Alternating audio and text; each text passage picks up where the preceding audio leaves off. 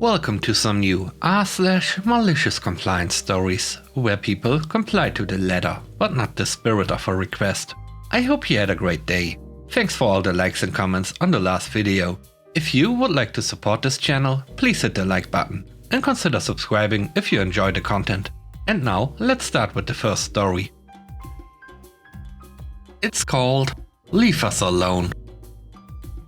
I'm a bridal consultant at a very popular bridal salon in my town.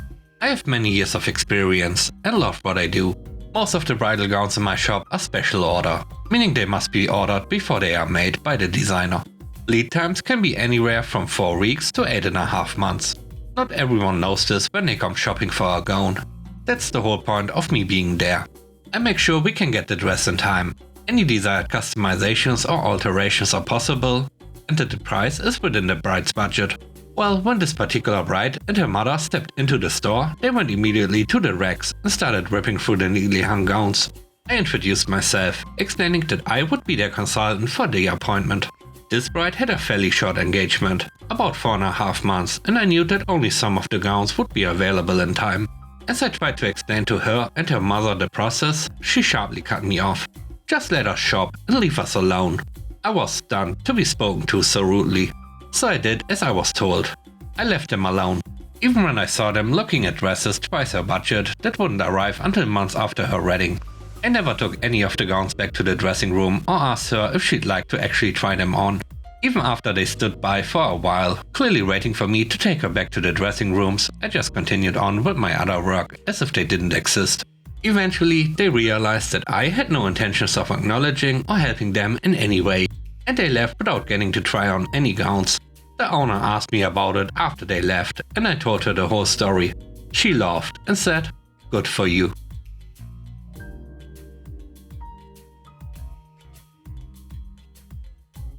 The next story is called Failure to Plan. I work in customer service in the automotive industry. As part of the services, we offer guests that we perform a state-mandated car inspection so people can register their car with the state. It's a simple process that can take about 15 minutes if you book an appointment with us. But every month we get flooded with people who forgot to do the inspection on the last week of each month. It's a mad dash for last-minute appointments to fit people in before they are late. Now, we don't make money off this type of service. In fact, it's a state-set fee, and we realistically lose money doing these inspections on labor costs. I preface this to state that doing these inspections does not benefit my shop, but we do it because it helps our customers. The front door opens to a male Karen coming in on a Friday afternoon midday. This distinguished gentleman, we'll call him Tim, walks in at around 1 PM and slaps his keys on the countertop, informing my front counter teammate that he needs an inspection now. Now, understand that even though all of our appointments were booked up days ago, we will still bend over backward to help someone out. We totally get that things don't always go according to plan in life, so we do what we can to help. That is, as long as you are a nice person. When you start trying to dictate how we are going to help you, that does not fly at my store. Tim decided that today he was going to do exactly that. We advised him that he can either wait almost 2 hours to try to work him into a slot as we process our already scheduled appointments, or book an appointment for him next week. Tim let us know that booking an appointment the following week after the deadline was not an option for him. But he's got time right now, so he's going to generously give us 2 hours of his time, and we need to figure out how to get him in. Cue Malicious Compliance. I stepped in to take over the conversation for my front counter staff who have been dealing with him up till now. "Okay, sir, we are happy to help. I get your keys out to the technician. You just have a seat and make yourself comfortable." Immediately, I rocked the keys out to my technician with explicit instructions. After explaining to my tech that Tim is acting like a dirty trash can full of poop, I gave the express instructions that we will not even touch his vehicle until 2 hours have passed. Mind you, as Tim sits in the lobby stewing, I have the pleasure of servicing several other customers who set their appointments days ahead of time. 15 minutes here, 20 minutes there, and even a 7-minute inspection for an all-electric car. Things are flowing so smoothly for all of the appointments who did things the right way, and it's showing on Tim's face. After the first hour, Tim finally has the courage to speak up. "I really appreciate you trying to work me in, but do you know how long it's going to be?" "No, Tim, you don't get to be nice now and try to expedite your vehicle. You don't get to be nasty to my staff and still get your way."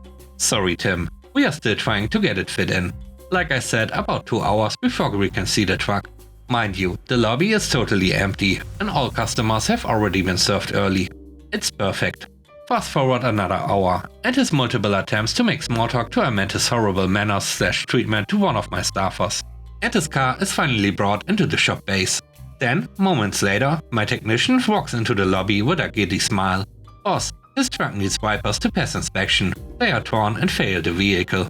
Passing on this wonderful news to Tim, he agrees to have the tech install some, because he of course did not bring any of his own. At this point, I feel quite satisfied that Tim has learned his lesson with a little additional help from the universe in him needing to also replace wiper blades. But apparently, the universe was not quite done teaching Tim a lesson.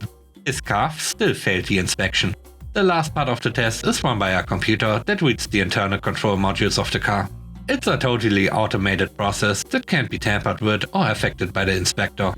The only thing that can interfere is if the car had the battery replaced and those control modules have been reset. But that's exactly what Tim did. Hours before coming to see me, he replaced the battery and cleared those exact modules.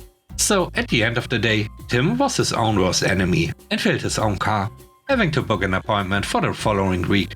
But with a little help from the universe, he hopefully learned a very valuable lesson, that service workers are not your slaves.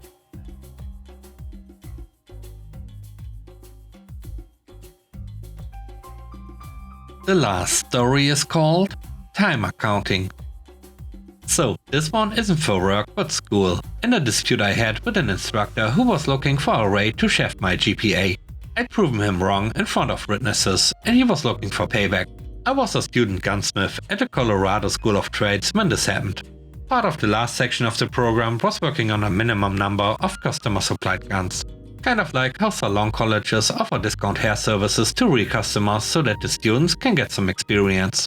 I had angered the instructor for that department by protesting when he dinged me a grade point for failing to document the size of the gas port on a gun.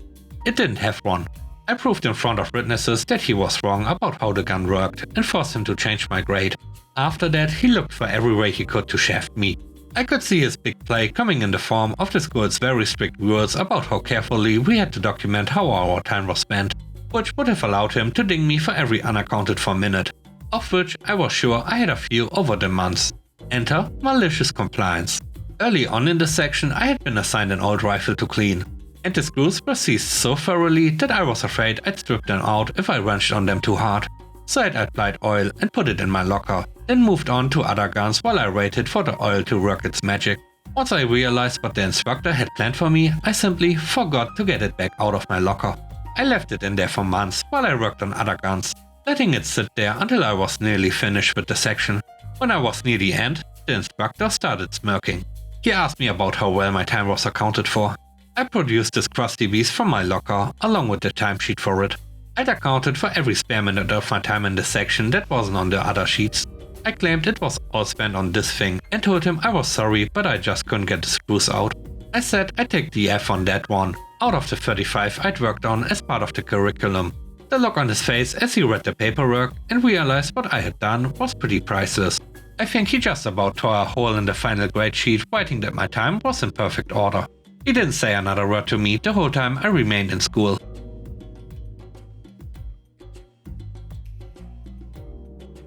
And with that, we end today's video. Let me know what you think about the stories. On a scale of 1 to 10, how would you rate the stories and today's video? I hope you enjoyed the video. If you like what I do and want to support me, please subscribe and hit the like button. I hope you have a great day. Stay safe.